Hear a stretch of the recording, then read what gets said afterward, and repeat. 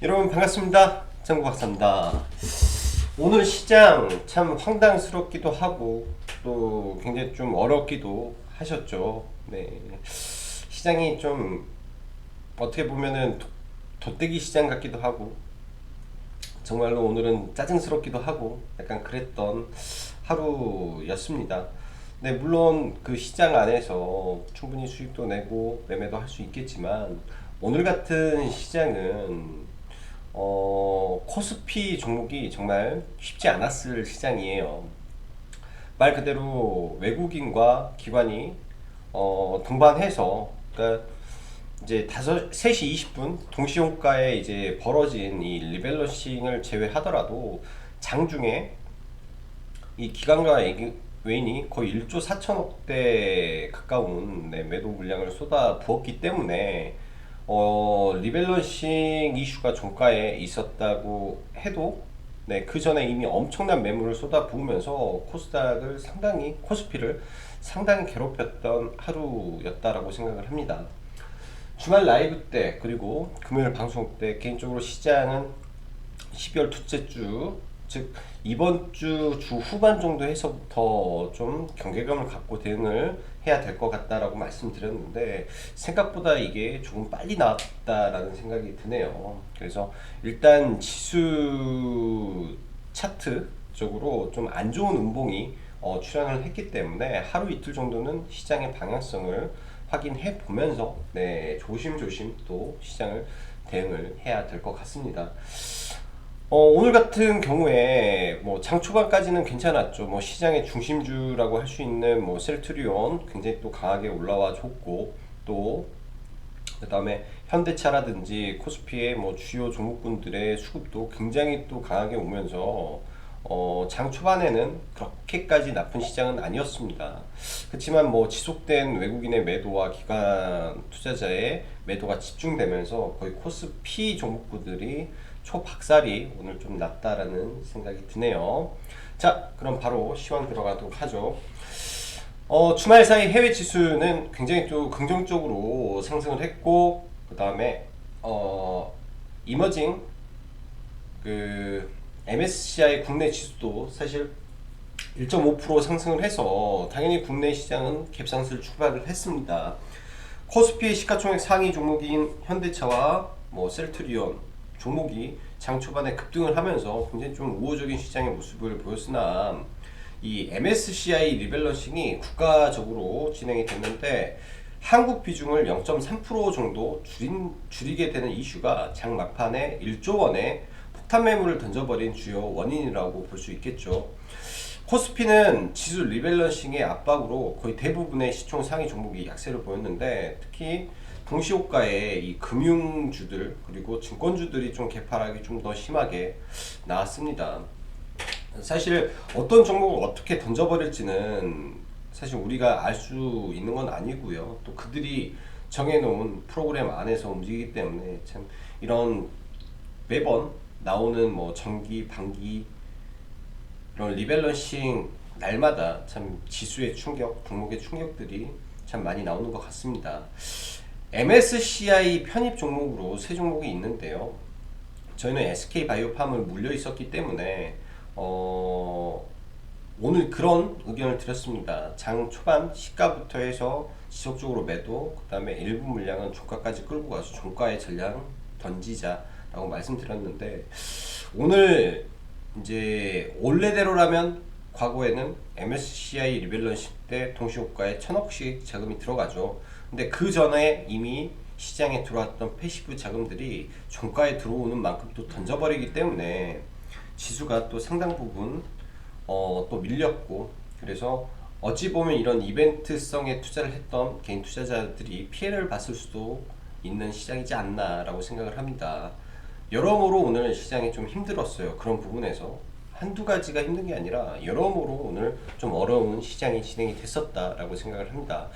반면 코스닥의 경우 상대적으로 지수 관련 조정이 없었기 때문에, 그러니까 지수 관련이라는 거는 MSCI 조정에 대한 이슈가 없었기 때문에 코스피보단 양호한 모습이었는데, 여전히 이 마청이 힘들어하면 코스닥도 힘들 수밖에 없습니다.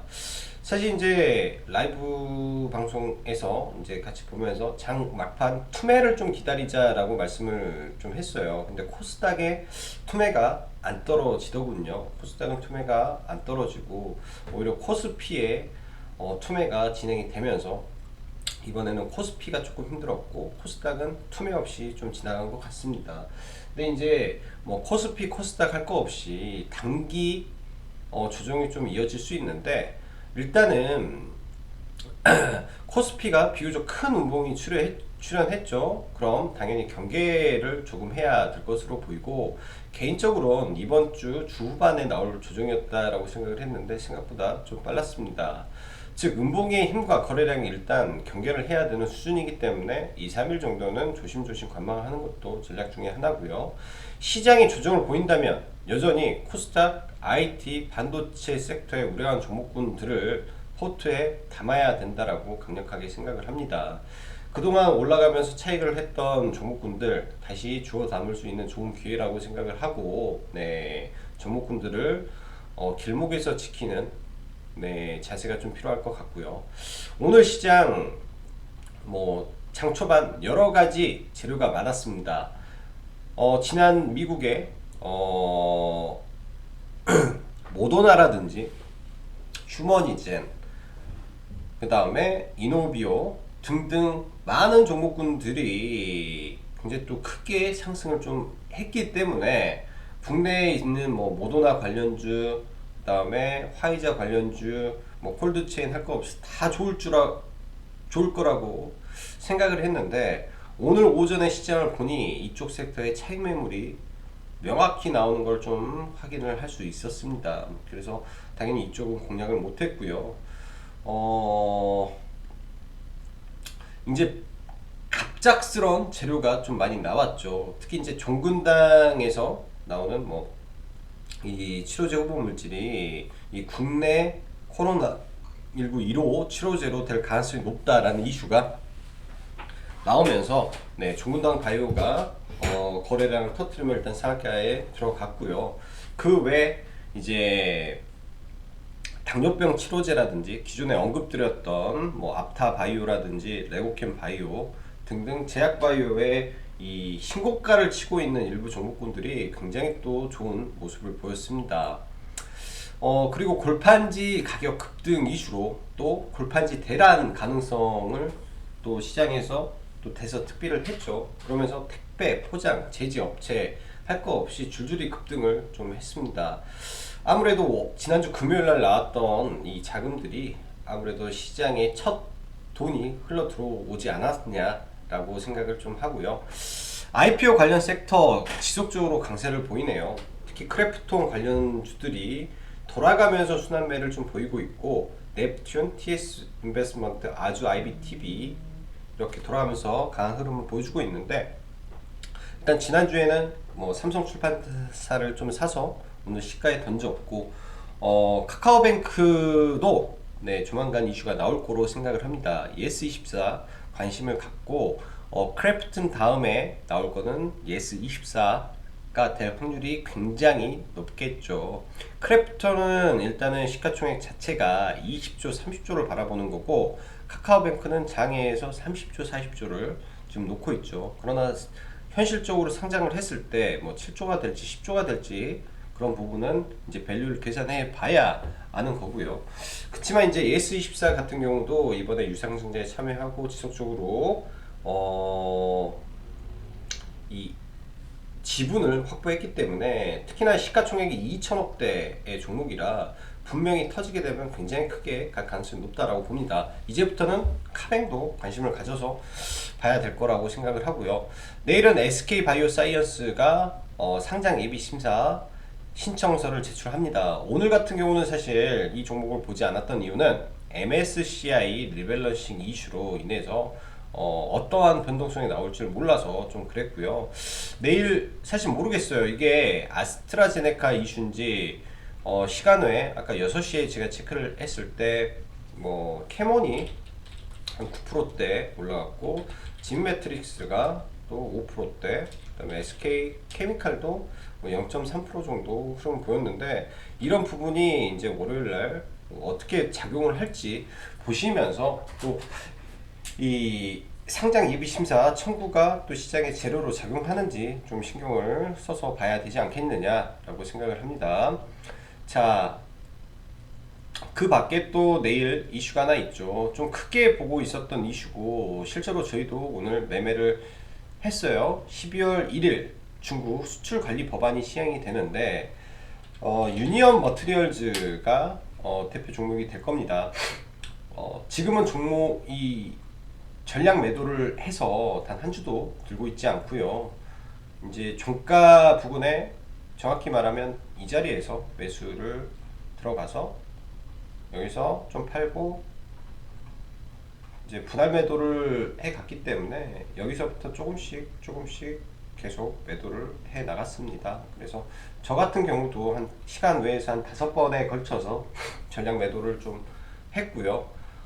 왜 매도를 했냐면, 이 종목 같은 경우는 말씀드렸다시피 목표가 자체를 이 전체의 이 양봉의 중심까지만 먹고자 저는 생각을 했습니다. 그 이상도 바라지 않고, 그리고 이 위에 정확히 4,850원 이 윗꼬리 매물대들, 그리고 이때 만들어진 5,500원의 이 거대 매물대를 돌파하기 위해서는 훨씬 더 많은 자금이 필요합니다. 그리고 올라갔을 때 이때 물렸던 세력도 탈출을 해야 되기 때문에, 그 탈출하는 과정에서 위아래로 무지하게 흔들 가능성이 좀 있겠죠. 그래서 뭐 적당하게 먹고 나오는 것도 하나의 방법이지 않겠냐라고 생각을 합니다.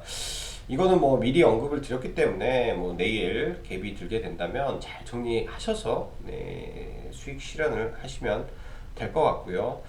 그 밖에 이제 LG 에너 솔루션이 출범하는데, 사실 오늘 손절을 하나 했습니다. 신성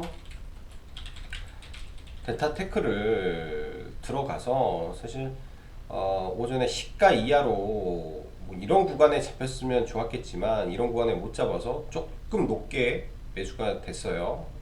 여기서 밀릴 때 이 자리에서 매수를 했는데, 생각보다 시장의 흐름이 좋지 않아서 장 막판에 좀 손절을 하고 좀 넘어갔던 종목입니다. 그래서 참 좋은 이슈지만 좀 안 좋게, 아니 시장에서 반응을 좀 못했지 않나 라고 생각을 하네요. 자, 종목군들 하나하나 보면서 마무리를 하죠. 오늘 같은 경우 대형 포장이 상한가를 좀 강하게 들어갔습니다. 상한가를 강하게 들어가고, 이 앞에 있는 매물대를 걷어들이는 강력한 또 상한가가 좀 나왔는데요. 내일장 일단은 지켜봐야 되겠지만, 이런 종목이 또 신고가를 냈고 눌리는 구간에서는 항상 또 관심을 가져볼 수 있지 않나 라고 생각이 들어요.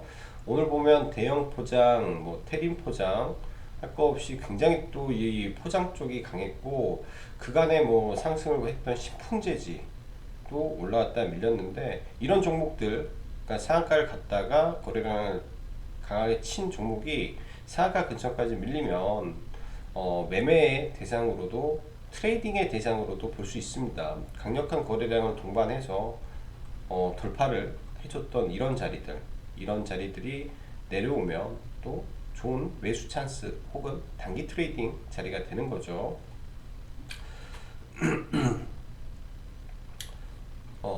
저도 이제 오늘 이쪽 안에서 크게 매매는 하지는 못했습니다.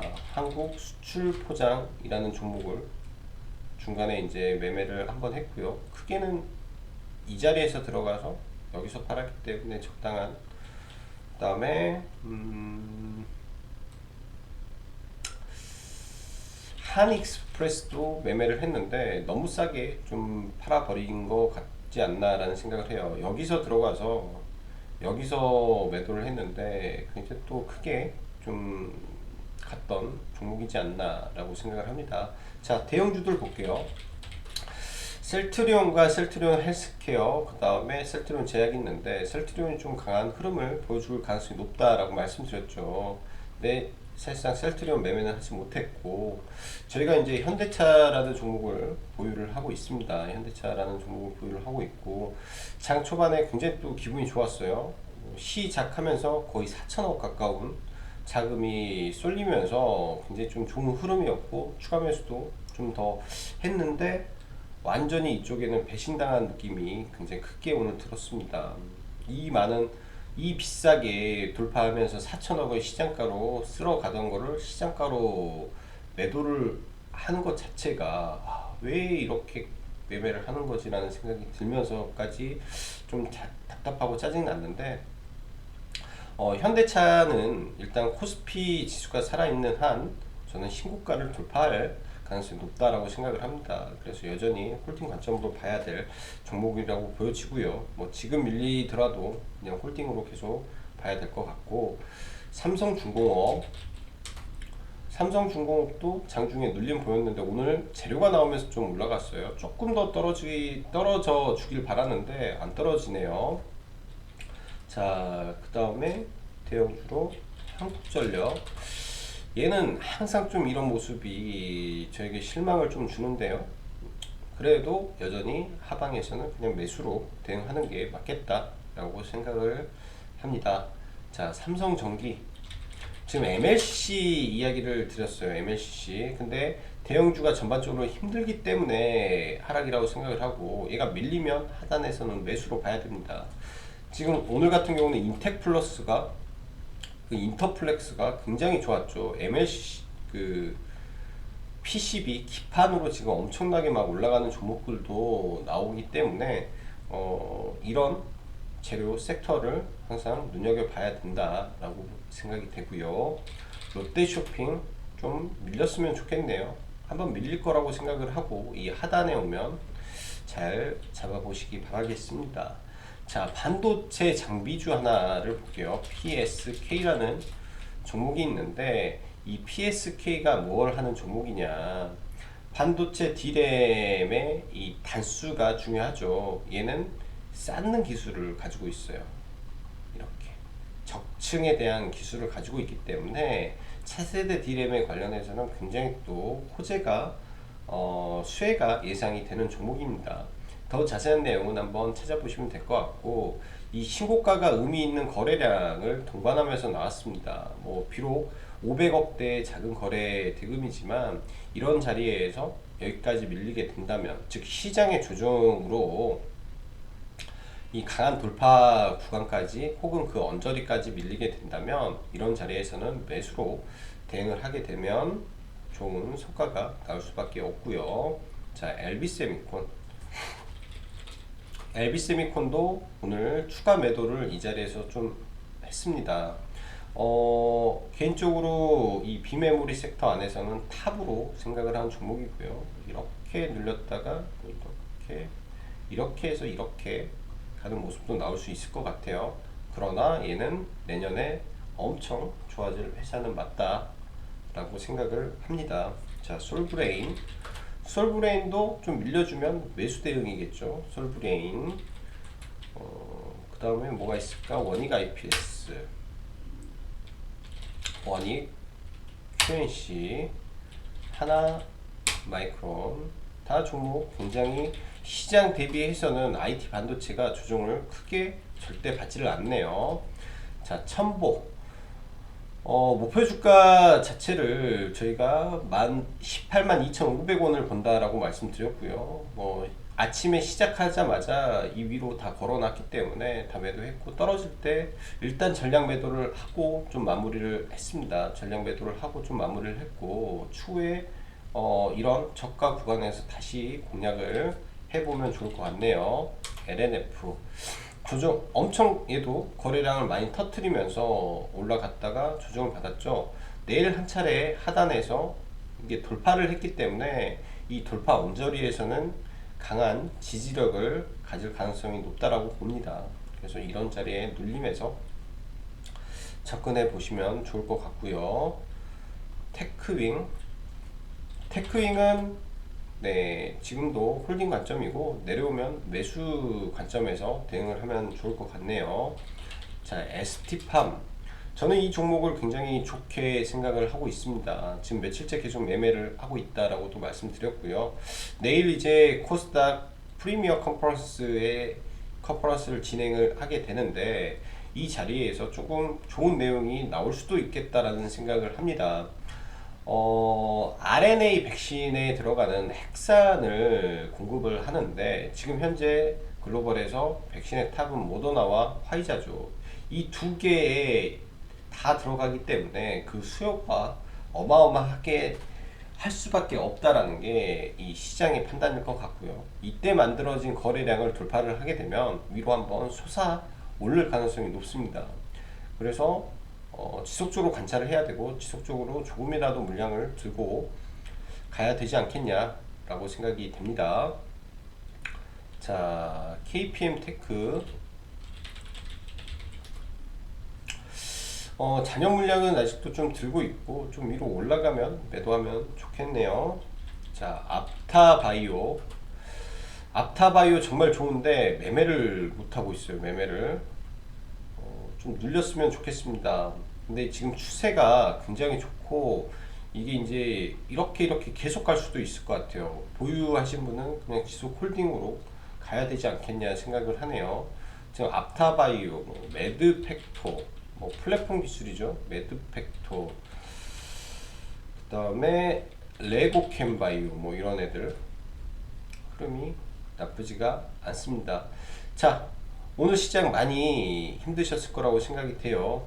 그렇지만 또 시장 이랬던 시장도 또 언제 그랬냐는 듯이 분명히 또 좋아질 거기 때문에 긍정적인 시각 버리지 마시고 시장 대응하시면 좋을 것 같습니다. 자, 오늘도 수고 많으셨고 여기까지 짱구 박사였습니다. 감사합니다.